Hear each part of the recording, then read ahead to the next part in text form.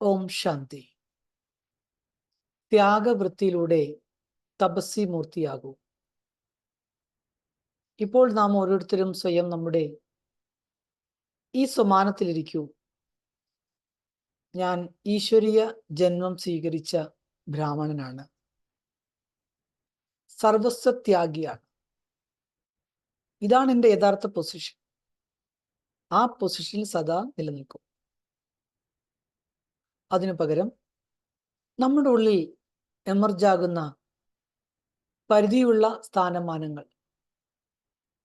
ഞാൻ വളരെ കൂടുതൽ സർവീസ് ചെയ്യുന്ന ആളാണ്, ഞാൻ വളരെ പ്ലാനിങ് ബുദ്ധിയുള്ള ആളാണ്, ഞാൻ നല്ല കണ്ടുപിടിക്കാൻ കഴിവുള്ള നല്ല ഇൻവെന്ററാണ്, ഞാൻ എല്ലാവർക്കും ധനം കൊടുത്ത് സഹായിക്കുന്ന നല്ല സഹയോഗിയാണ്, രാത്രിയും പകലും ശരീരം കൊണ്ട് സേവ ചെയ്യുന്ന ഹാർഡ് വർക്കറാണ്, ഞാൻ ഇൻചാർജ് ആണ്. ഇങ്ങനെയുള്ള അനേക പ്രകാരത്തിലുള്ള പരിധികളോട് കൂടിയ പേര്, പ്രശസ്തി, സ്ഥാനമാനങ്ങൾ, ഇതിൻ്റെ എല്ലാം തലതിരിഞ്ഞ പൊസിഷനെ ഉപേക്ഷിച്ചിട്ട് ത്യാഗിയും തപസ്വി മൂർത്തിയുമായിട്ട് മാറും. Tapasya means single minded devotion to one supreme father. One supreme father. അപ്പൊ എന്താണ് തപസ്യ എന്ന് പറഞ്ഞാൽ? ഒരേ ഒരു ഈശ്വരന്റെ ഓർമ്മയിൽ മുഴുകിയിരിക്കുക. നമ്മുടെ ജീവിതത്തിലെ ഏതൊരു കാര്യത്തിലും സഫലതാമൂർത്തിയാകുന്നതിന് ത്യാഗവും തപസ്യയും വളരെ വളരെ ആവശ്യമാണ്. ത്യാഗത്തിൽ നമ്മുടെ മഹിമകളെ ത്യാഗം ചെയ്യണം. എനിക്ക് അങ്ങനെയുള്ള മഹിമയുണ്ട്, എനിക്കിന്ന് വിശേഷതയുണ്ട്, അതുപോലും ആ സ്മൃതിയിൽ നമ്മൾ ത്യാഗം ചെയ്യുക. പിന്നെ സ്ഥാനമാനങ്ങൾ, പേര്, പ്രശസ്തി, അതിനെ ത്യാഗം ചെയ്യണം. പ്രകൃതിയോടുള്ള വിധേയത്വം, ദാറ്റ് മീൻസ് ബോഡി കോൺഷ്യസ്, അതിനെ ത്യാഗം ചെയ്യണം. അങ്ങനെയുള്ള ത്യാഗ ഭാവന എപ്പോൾ നമ്മളിൽ ഉണ്ടാകുന്നോ അപ്പോൾ മാത്രമേ തപസ്വിയാകാനും തപസ്യയിലൂടെ സഫലതാ സ്വരൂപനാകാനും സാധിക്കുള്ളൂ. എന്താണ് തപസ് എന്ന് പറഞ്ഞാൽ? The unshakeable focus on one supreme source. ആ പരമപിതാവായിരിക്കുന്ന പരം ആത്മാവിനോടുള്ള അചഞ്ചലമായ ആ ഫോക്കസിങ്, ആ ഒന്നിലേക്ക് തന്നെയുള്ള മെർജിങ്. അപ്പൊ തപസ്യ എന്ന് പറഞ്ഞാൽ കേവലം ശരീരം കൊണ്ട് കാണിക്കുന്ന ഒരു കഠിനമായൊരു പ്രക്രിയയല്ല. പിന്നെയോ, നമ്മൾ നമ്മുടെ മനസ്സിനെ പൂർണ്ണമായിട്ടും ഫോക്കസ് ചെയ്യുകയാണ് ആ ഒരേ ഒരു പരംപിതാവായ പരമാത്മാവിലേക്ക്, അതായത് ഈശ്വരനിലേക്ക്. ആ ഈശ്വരന്റെ സ്നേഹത്തിലും ആ ഈശ്വരനുള്ള വിശ്വാസത്തിലും നമ്മൾ മുഴുകിയിരിക്കണം. ഇത് തന്നെയാണ് നമ്മൾ ഏറ്റവും വലിയ പവർ ഓഫ് കോൺസെൻട്രേറ്റഡ് റിമെമ്പറൻസ്.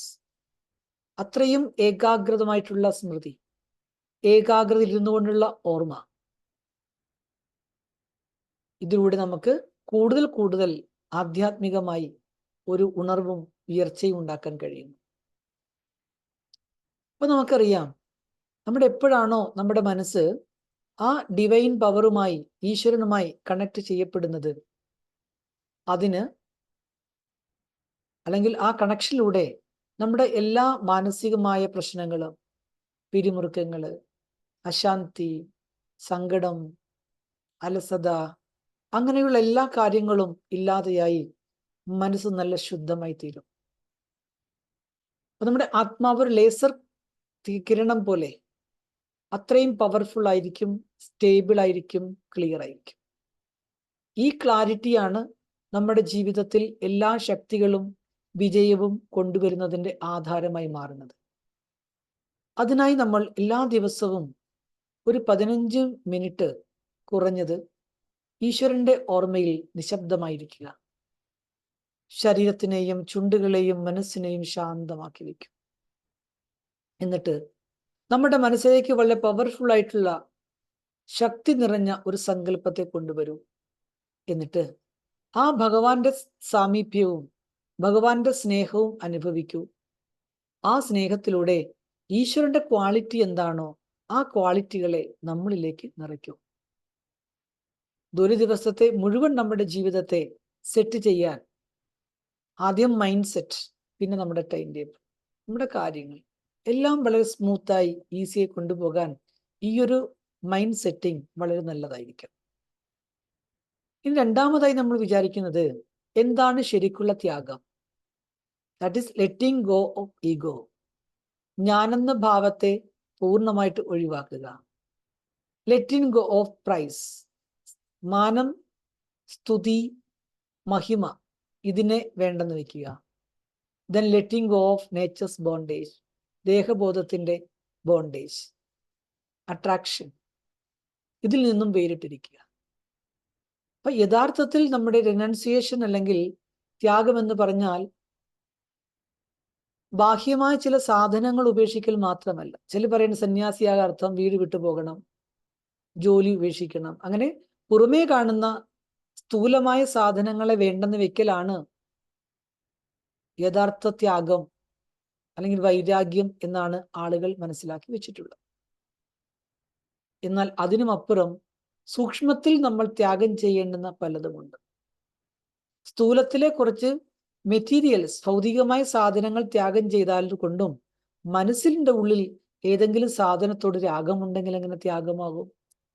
അതുകൊണ്ട് മഹിമയുടെ ത്യാഗം, പേര്, പ്രശസ്തി, സ്ഥാനമാനം ഇവയോടുള്ള ത്യാഗം, പ്രകൃതിയോടുള്ള വിധേയത്വ ഭാവത്തിന്റെ ത്യാഗം, അതായത് നമ്മുടെ ബോഡി, സെൻസസ് ആൻഡ് ഇമോഷൻസ്. നമ്മുടെ ശരീരം, എൻ്റെ സെൻസ്, എൻ്റെ എൻ്റെ ഇമോഷൻസ്, എൻ്റെ ഫീലിങ്സ്, ഇതിൽ നിന്നെല്ലാം ഉപരിയായി നമ്മൾ മാറേണ്ടതായി ഫീലിംഗ് പ്രൂഫ് ആകണം. സെൻസ് ലെസ് ആകാതെ സെൻസ്ഫുൾ ആകണം, പിന്നെ ബോഡി ലെസ് ആകണം.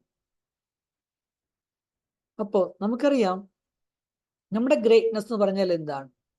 ഒരാളെങ്കിലും എന്നെക്കുറിച്ച് ഇഷ്ടംപോലെ ഇങ്ങനെ പോസിറ്റീവായ കാര്യങ്ങൾ പുകഴ്ത്തിക്കൊണ്ടേയിരിക്കുന്ന ആ അവർ പുകഴ്ത്തലാണോ, അവർ പറയുന്ന കേവലം വാക്കുകളിലാണോ എൻ്റെ ഗ്രേറ്റ്നെസ് ഇരിക്കുന്നത്? അവരങ്ങനെ പറഞ്ഞില്ല എന്ന് കരുതി എന്നെ ഗ്രേറ്റ്നെസ് ഇല്ലാതാകുമോ?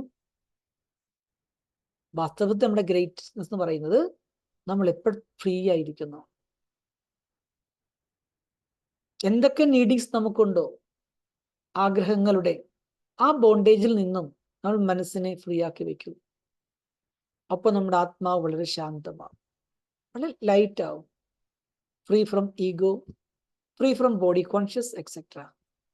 അതിലൂടെ നമ്മുടെ ജീവിതത്തിലേക്ക് നമ്മൾ സഹജമായി തന്നെ, എഫർട്ട്ലെസ്സായി തന്നെ ജീവിതം നമ്മുടെ ജീവിതത്തിലേക്ക് വരാൻ തുടങ്ങും. ജീവിതം വരിക അർത്ഥം ജീവിതത്തിൽ ഞാൻ എന്താഗ്രഹിക്കുന്നു ആ സക്സസ് അത് നമ്മളിലേക്ക് ഒഴുകി വരാൻ തുടങ്ങും. കാരണം നമ്മുടെ ഉള്ളിൽ ആ വിജയത്തെ ബ്ലോക്ക് ചെയ്യാൻ ഒരു തരത്തിലുള്ള റെസിസ്റ്റൻസും ഇല്ല. അതിനെ തടയുന്ന ഏതെങ്കിലും തരത്തിലുള്ള ഫീലിങ്സുകളോ ഭാവങ്ങളോ ഭാവനകളോ എൻ്റെ ഉള്ളിലില്ലാത്തിടത്തോളം കാലം ആ ബാഹ്യമായിട്ടുള്ള എല്ലാം എന്നിലേക്ക് ഒഴുകിയെത്തും. അതിനെ പൂർണ്ണമായിട്ടും നമുക്ക് അക്സെപ്റ്റ് ചെയ്യുവാനും അതിനെ ഉൾക്കൊള്ളാനും അതിനെ സ്വീകരിക്കാനും അതിനനുസരിച്ച് മുൻപോട്ട് പോകാൻ നമുക്ക് സാധിക്കും. അതിനുവേണ്ടി നമ്മൾ എന്ത് ചെയ്യണം? ഒരു ദിവസം അനേക പ്രാവശ്യം വിനയത്തിന്റെ പ്രാക്ടീസ് ചെയ്യും. താഴ്മ, വിനയം, ലാളിത്യം, ഇത് പ്രാക്ടീസ് ചെയ്യും. ആരെങ്കിലും നമ്മളെ ഒന്ന് പുകഴ്ത്തിന്നിരിക്കട്ടെ, അപ്പോൾ നമ്മൾ നിശബ്ദമായി മനസ്സിൽ പറയുക, ഇതല്ല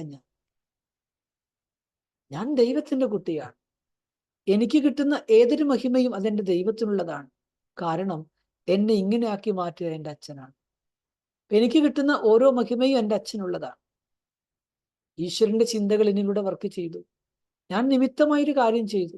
എന്നെ കൊണ്ട് ചെയ്യിപ്പിച്ചതെല്ലാം ഈശ്വരൻ തന്നെയാണ്. അതേപോലെ നിന്ദിക്കുകയാണെങ്കിലോ, ഒരാൾ നമ്മളെ ഇൻസൾട്ട് ചെയ്യുകയാണെങ്കിലോ, അപ്പോഴും നമ്മൾ ശാന്തമായിരിക്കണം, ഒന്ന് പുഞ്ചിരിക്കണം. എന്നിട്ട് ഉള്ളിൻ്റെ ഉള്ളിൽ മനസ്സിലാക്കുക, ഓ, ഒരു കണക്ക് കഴിഞ്ഞു. എനിക്ക് ആ വ്യക്തിയുമായുള്ള ഏതോ ഒരു കണക്കിപ്പോൾ സെറ്റിലായി. ഈ ടെസ്റ്റ് പേപ്പർ ഞാൻ പാസ്സായി. കാരണം അവരെന്നെ ഇൻസൾട്ട് ചെയ്തു, പക്ഷെ എനിക്ക് ദേഷ്യം വന്നില്ല, ഞാൻ പ്രതികരിച്ചില്ല, ശാന്തനായി ചിരിച്ചുകൊണ്ടിരിക്കാൻ സാധിച്ചാൽ അത് ടെസ്റ്റ് പാസിംഗ് ആണ്. ആ വ്യക്തിയിലൂടെ എനിക്ക് വന്ന ടെസ്റ്റ് ഞാൻ സമർത്ഥമായി പാസ്സായിരിക്കുന്നു. ഒരു നല്ല ടീച്ചറാണ് എനിക്ക് ടെസ്റ്റ് പേപ്പർ ഇട്ടത്. അവരെ പ്രൈസ് ചെയ്യും.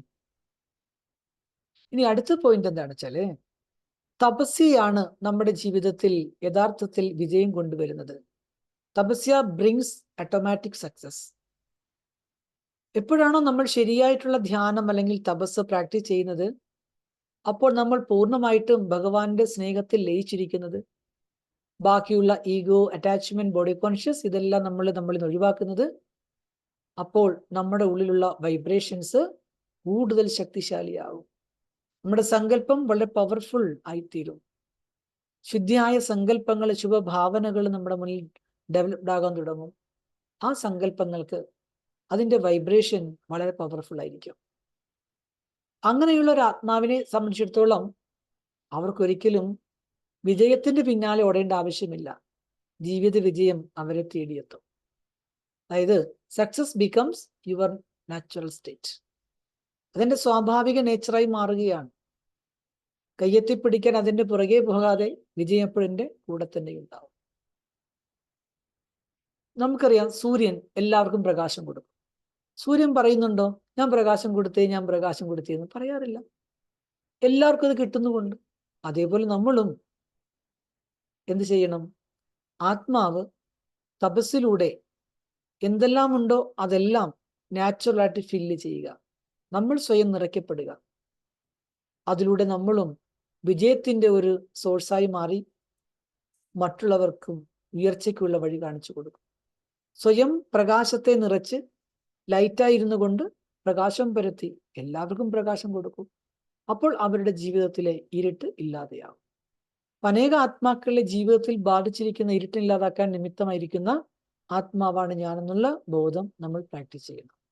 സൂര്യൻ അതുപോലെ ഞാനും ഒരു സൂര്യനാകുന്നു. ഒരു ദിവസം മുഴുവൻ നമ്മൾ നമ്മളെ ഓർമ്മപ്പെടുത്തണം, ഞാനൊരു ശക്തിശാലിയായ ആത്മാവാണ്. ഞാൻ എൻ്റെ മനസ്സിനെ പരംപിത പരമാത്മാവുമായിട്ട് കണക്ട് ചെയ്തിരിക്കുകയാണ്. എൻ്റെ ആന്തരിക ശുദ്ധിയാണ് എൻ്റെ വിജയത്തിന്റെ ആധാരം. എപ്പോഴും അത് ഓർമ്മപ്പെടുത്താൻ എന്ത് ചെയ്യണം? നമ്മുടെ മൊബൈൽ ഫോണിൽ റിംഗ് ചെറുതായിട്ട് എല്ലാവരും സെറ്റ് ചെയ്ത് വെക്കുക. ആ സമയം അടിക്കുമ്പോൾ നമ്മൾ ഉടനെ സ്മൃതി കൊണ്ടുവരണം. എന്താണ്? I am a powerful soul, connect to supreme. My inner purity is my success. വീണ്ടും അല്പസമയം കഴിയുമ്പോൾ അടുത്ത അലാറം അടിക്കും. അപ്പോഴും ഓർമ്മിക്കുക, I am a powerful soul. അങ്ങനെ ആ പവർഫുൾ സോളാണ് ഞാനെന്നുള്ള ചിന്തിക്കുന്ന സമയം മതി ഒരു വൈബ്രേഷൻ നമ്മളിൽ നിന്ന് പുറത്തേക്ക് വരും. പവർഫുൾ സോൾ, ആ പവർഫുൾ വൈബ്രേഷൻ. ഇന്നർ പ്യൂരിറ്റി, ആന്തരിക ശുദ്ധി, പരിശുദ്ധി, അതിന്റെ വൈബ്രേഷൻ. ദെൻ സക്സസ്, വിജയം, അതിന്റെ വൈബ്രേഷൻ. നമ്മൾ എപ്പോഴെല്ലാം ഒരു വിഷയത്തെക്കുറിച്ച് ചിന്തിക്കുന്നു, നെഗറ്റീവ് ആണെങ്കിൽ നെഗറ്റീവ് വൈബ്രേഷൻ വരും. ഒക്കെ അത്ര നല്ല കാര്യമാണ്. ഒരു പോസിറ്റീവായ തോട്ട്സ് കൊടുത്ത് മനസ്സിൽ ഒരു പോസിറ്റീവ് സ്മൃതി ഉണ്ടാക്കി അതിൽ നിന്നും ശുദ്ധമായ വൈബ്രേഷൻ ക്രിയേറ്റ് ചെയ്ത് നമ്മുടെ അന്തരീക്ഷത്തിലേക്ക് സ്പ്രെഡ് ചെയ്യും. അപ്പൊ നമ്മൾ ഒരു ദിവസം ഈ പ്രാക്ടീസ് ചെയ്യണം. ഞാൻ ഒരേ ഒരു ഈശ്വരന്റെ സ്നേഹത്തിൽ പരമാവധി പൂർണ്ണമായി ലയിച്ചിരിക്കുന്ന ആത്മാവാണ്. ഞാൻ എൻ്റെ ദേഹബോധത്തെയും എനിക്ക് കിട്ടുന്ന മഹിമകളെയും ദേഹഭാവത്തെയും ദേഹത്തോടുള്ള അറ്റാച്ച്മെന്റിനെയും എല്ലാം ത്യാഗം ചെയ്യുകയാണ്. തപസ്സാണ് എൻ്റെ ശക്തി, തപസ്സാണ് എൻ്റെ വിജയം, അതാണ് എൻ്റെ യഥാർത്ഥ നേച്ചർ. ഇത് കൂടെ ആവർത്തിച്ച് മരണം ചെയ്യൂ. മനസ്സ് വളരെ വളരെ ശക്തിശാലിയാകും. ഓം ശാന്തി.